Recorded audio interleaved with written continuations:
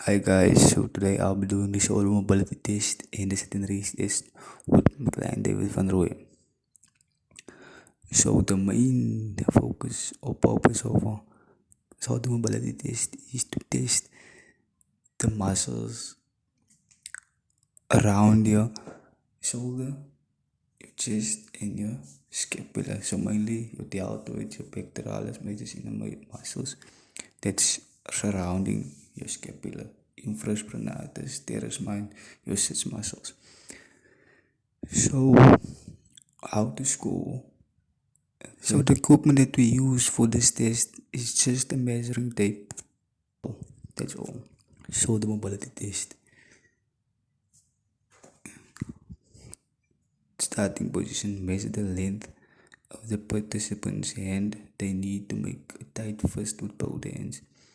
The one hand reaches up and the fist reaches down the back of the neck to the rhomboid area. The other arm reaches from the back upwards towards the scapula. Measure the distance between the first. Check for composition by increasing the lumbar arch lordosis when performing the test. Scoring. So if it's a 2, if the first are within the measured hand length from each other. 1 if the first are 1.5 inch length from each other. First 0 first are more than 1.5 lengths from each other. So he gets a 2 for both of his left and his right attempt because he got 7 and 10. And the length of his arm of his hands are 18 on the left and right. So he gets a 2 for both of his tests. So the advantages of this test is that you get accurate results. The disadvantage is the client may injure himself or he could maintain a poor range of motion. So this test is conducted for the range of motion within the client's shoulder, girdle or joint.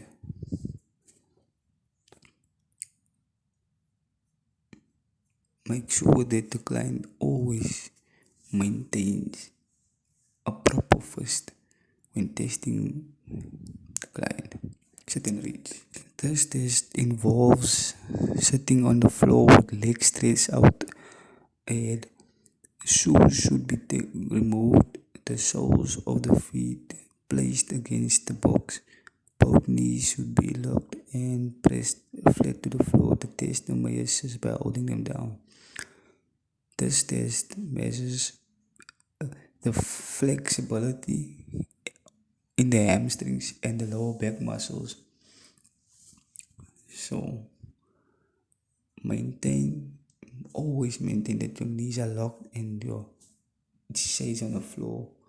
If not, you could always ask someone to help or assist you with keeping it down on the ground.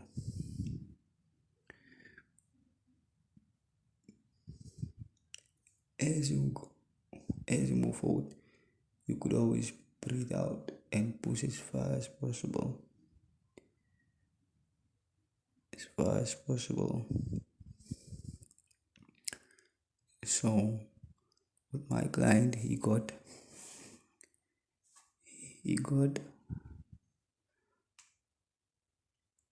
on his first try he got 12, positive 12 and a positive 14,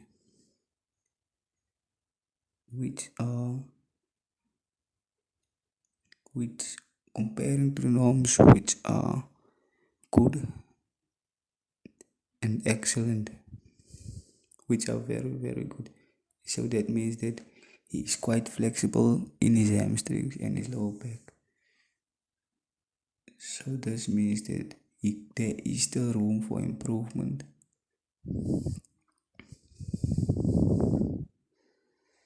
So the advantages of this measures how flexible your client is and it gives accurate results. the disadvantages of this test is that if you're not stressed properly, injury could occur. So make sure that you always warm up before doing this exercise, as it is vital. And you could also injure your lower back if stretching or overstretching the muscles in your lower back. Thanks, guys. Thanks for watching.